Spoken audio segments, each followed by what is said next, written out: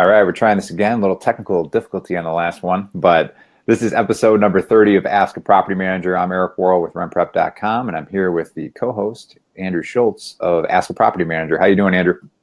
Good. How are you today? Good. Hopefully we don't have any issues with this one.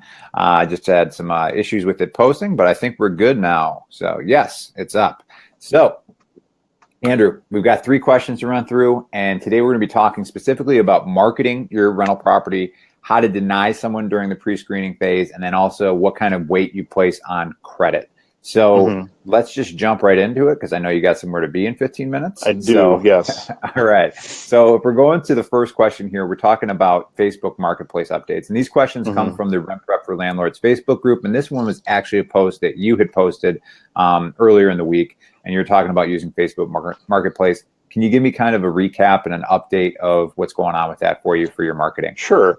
So typically in the past, the way we marketed our rentals is through Zillow Rental Manager, which pushes it to 3 sites, Zillow, Trulia, and HotPads. That's where probably 90+% of our leads typically come from. Okay. I decided to run a test. I haven't used Craigslist in years. I haven't used Craigslist ever since they basically stopped letting you use fancy HTML code to make your ads look pretty. Okay. So I decided to throw them in the mix again this time. And then I also decided to use Facebook Marketplace, which I hadn't used really in the past to try to get tenant leads. So when I posted the ad originally, it was Sunday night around 8 or 9 o'clock. And initially the Facebook ad was denied because I put in the ad, sorry, no pets. And Facebook has like a bot that kind of reads through the ads and looks for keywords. Sure. Caught the word pet, thought I was trying to sell a pet, not rent an apartment, and denied the ad.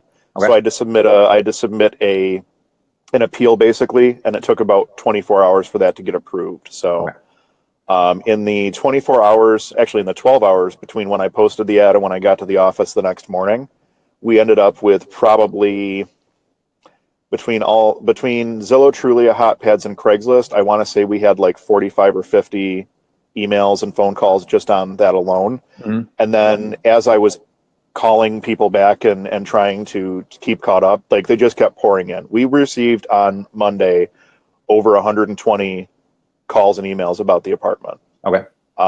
By yesterday afternoon, it was well over 200. Wow. So just a huge response. It got to the point where I realized I can't physically call all these people. I have to triage this a little bit. So now I'm basically, everybody who's emailing me, I'm responding with a template email outlining what our qualification guidelines are. And, it's in big, bold, red and yellow letters right at the top, red text, yellow background.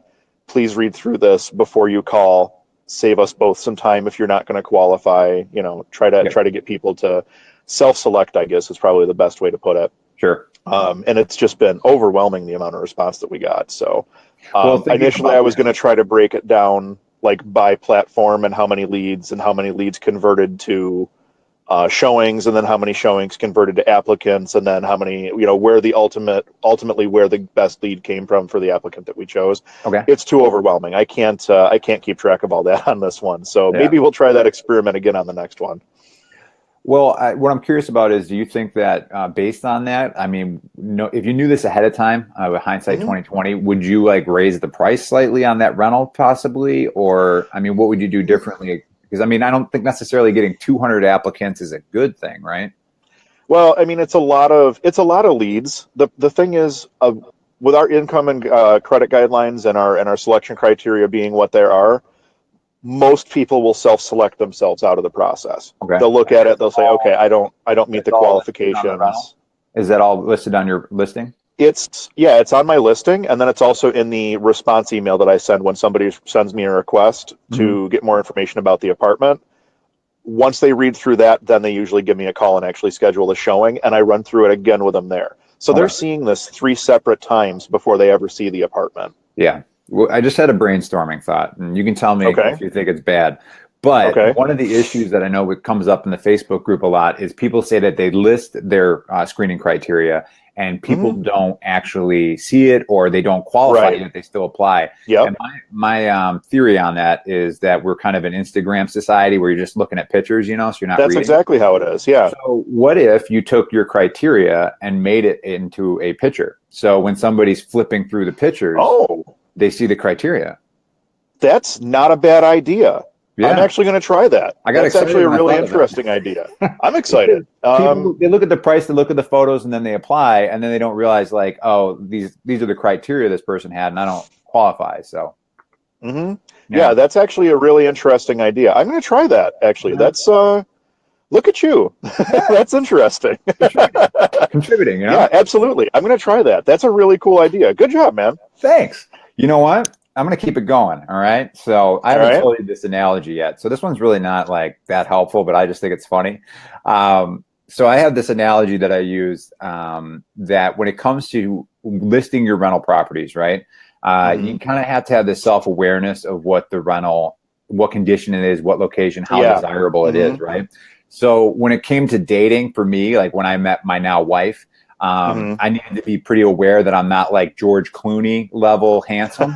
So like George Clooney, I was watching him. He had this special on Netflix with Dave Letterman. It's pretty good if you haven't seen it.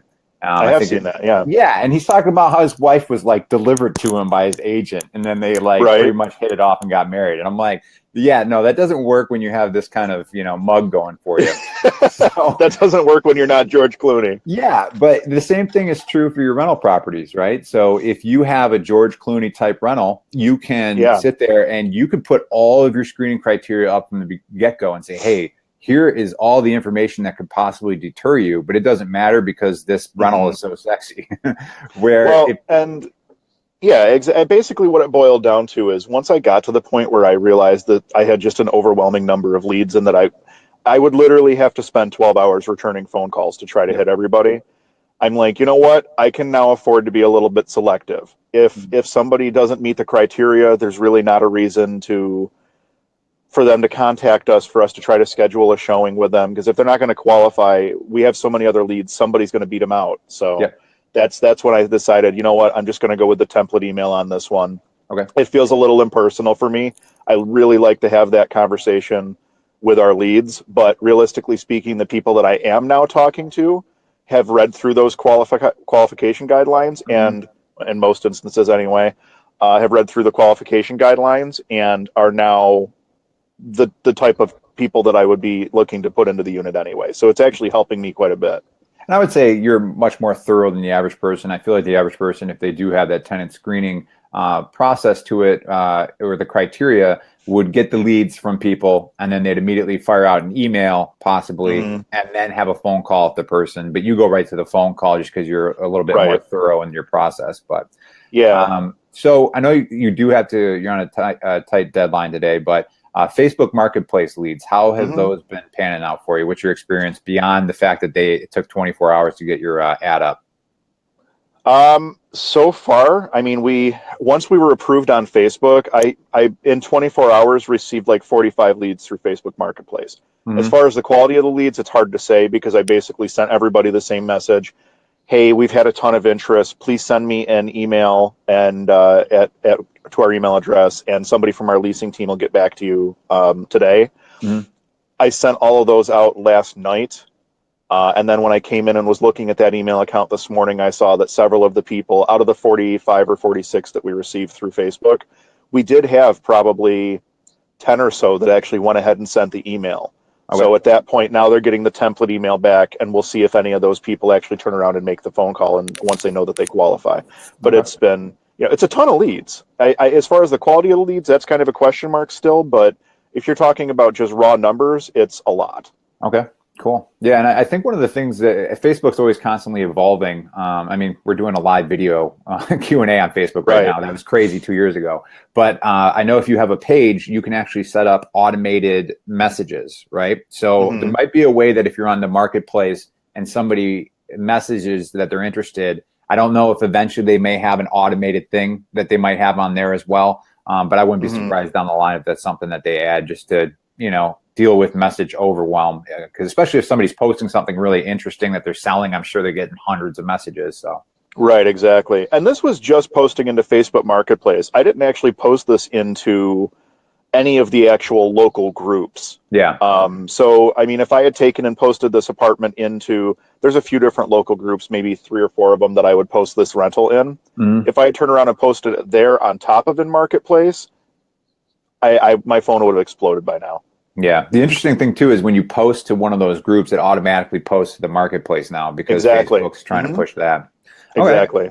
Well, let's move to a second question here. I'm going to pull this up, see if I can find who this came from as we're going through it. But what this person asked was how to deny someone during the pre-screening steps. So somebody doesn't meet your basic criteria. Maybe you've had an email with them or a phone call. What do you do? Like, do you just let them down softly? I mean, how do you go about this? So we have a set of 5 questions. Actually, I'm going to back up real quick. Okay. I'm not going to get into any of the fair housing stuff today. I'm not an attorney. I'm not qualified to sit here and talk about fair housing. Excuse me. So I'm not going to get into any of the fair housing stuff today. Yeah. We have a series of 5 questions that we ask when we pre-screen somebody on the phone prior to scheduling an appointment to see the apartment. It's when are you looking to move? How many people are going to be living in the apartment? And I will say the reason I ask how many people and not how many adults, how many children, that is a fair housing. Family status is a fair housing issue. Okay. So I always ask how many people. More often than not, they actually offer up how many adults and children. Yeah. But I always ask it how many people. I never ask how many adults, how many children. Do you have any pets? Actually, I've changed that. Do you have any animals? Okay. And that goes along with the emotional support animals and service animal stuff we've beat that to death over the years, or over the last few months especially. Yeah. I ask them what their monthly income is so I can make sure that their income meets our requirements, which is 3 times the rent in after-tax income. Yeah, quick question. And I ask them, do you tell them like, oh, do you meet my criteria, or do you just ask them what is your monthly income and then make that decision? I ask them what the combined monthly income is of anybody who's going to be responsible for paying rent. Okay. Yeah. So, I just think it's interesting. That's the gauge that I use. If you said, do you meet my income criteria, you might get some people who be like, sure, but if you ask them what is the combined income of the people responsible for rent, you might get a more honest answer, I would think, too. Yeah, exactly. And then the final question that we ask is, what is your credit score? Most people don't know their credit score, at least in this market, it seems. Most people don't know what their credit score number is. Okay. They'll tell me that it's fair or it's bad or whatever. And then I'll tell them we look for a target credit score of 620. Anything under that, typically we're going to be looking for first, last, and security, or first and a double security deposit, depending on the owner's preferences. And we have that leeway in New York State. So, I mean, check your state laws on that and see what your guidelines are. Some states you can't collect any deposit. Some states you can only collect 1 month. Some you can collect 2. It's all a matter of state law there. So, but those are the 5 questions that I ask. Everything else I'm going to find out when I meet them in person at the showing, or on their application, or when I'm doing my credit and background checks, or whatever, whatever it happens to be. But those are the questions that I ask. It pretty much avoids all of your major fair housing type questions as long as you ask the questions properly. Yep. And we've been using that system for quite a while now. So, and I log the answers. That's the other thing. Yeah. Like when I schedule them on my calendar, I put down, I try to put down where the lead came from, what their income is, what they say their credit score is, how many people, are there any pets, when they're looking to move. I put all that stuff on my calendar so that I can go back and reference it later if I need to. Yeah. We actually just recorded a podcast yesterday with a guy named Marty, and he said that what he uses is Evernote, and he actually pays for the increased for the actual plan. And then with that, he will have a note based on the address of the property. And then for each applicant, he's like, I can go back through and see every single thing that they've written or that they've replied to. So I've got all of it documented. And then for even the move-in inspections, he has somebody that goes out and takes photos of everything. It's all, and he's like, I just searched the property address and the tags and everything's there. And I thought that was pretty interesting.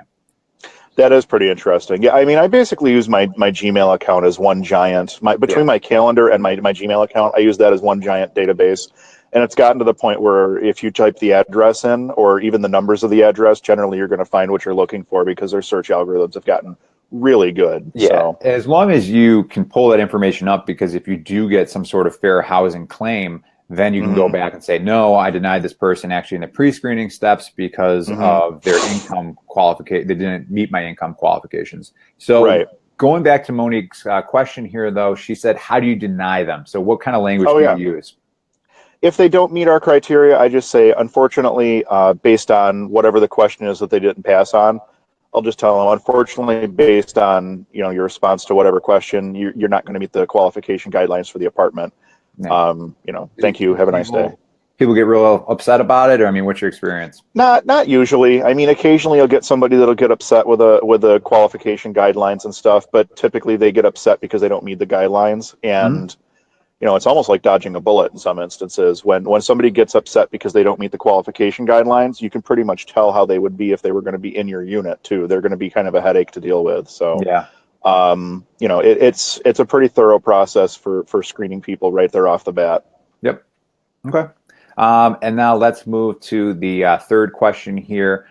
This one comes from Sarah in the Rent Prep for Landlords Facebook group, and she said, "What weight do you place on credit?" So you run background reports through us here, and you had mentioned earlier that you do a 620 credit score for your rentals.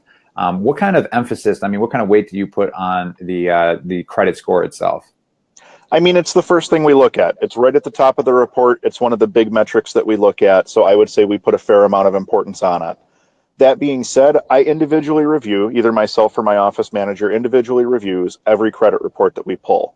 If somebody is sitting on a pile of medical debt, and that's why their credit score is down, that's going to be taken into account. Medical debt is something that can literally happen to anyone in this country. If you're sitting on a pile of student loan debt, I personally believe that, and you and I have had this conversation before, I personally believe that the student loan bubble is about to burst. There's going to be a lot of people that are going to default on student loans. Student loans there's two sides to that coin. I try not to weigh heavily on student loans, but by the same token, student loans can turn into a garnishment against your paycheck. Yeah. So if somebody's not current on their student loans, it's something that I look at, but I also think, okay, this may turn into an issue down the road. So it's something that I keep in the back of my mind. If you're defaulting on like car loans and utility bills and stuff like that, that's just simply not paying your bills in most instances. So, I mean, that's why you have a credit score under the 620. So we look at everybody individually, but 620 is our target. And that's why I say it's our target score. If you're under a 620, doesn't mean you're disqualified, just means that you may have to pay like a first, last, and security or a first and a double deposit or something. Okay. And then as far as the student loans, going back to that, is that something where you will consider that as far as their rent to income ratio, though, where if they have a pretty large student loan that's coming out each month? Because I know before we talked about like if they're paying child support and things like that, you might consider that. Right. Yeah. I mean, I don't know how all the products work over at Rent Prep anymore, because I know you guys have added some of the new stuff. But it shows you what their minimum monthly payment is on the full credit reports that we get. It shows what the minimum monthly payment is on all of those. Yeah. So if you add all those up and then add your rent into it and factor in whatever for utilities, do they have enough money to live on at the end of the day? Yeah. That's why we look for that target income of 3 times the rent in after-tax income. It's about having guidelines and then understanding that when you look at somebody's individual basis, you may need to make an exception to your guidelines based on what you're seeing. So it's having the guidelines is a good starting point. It helps you to screen out the people who definitely don't qualify, and those people that are kind of on the cusp, you can spend a little bit more time digging into them.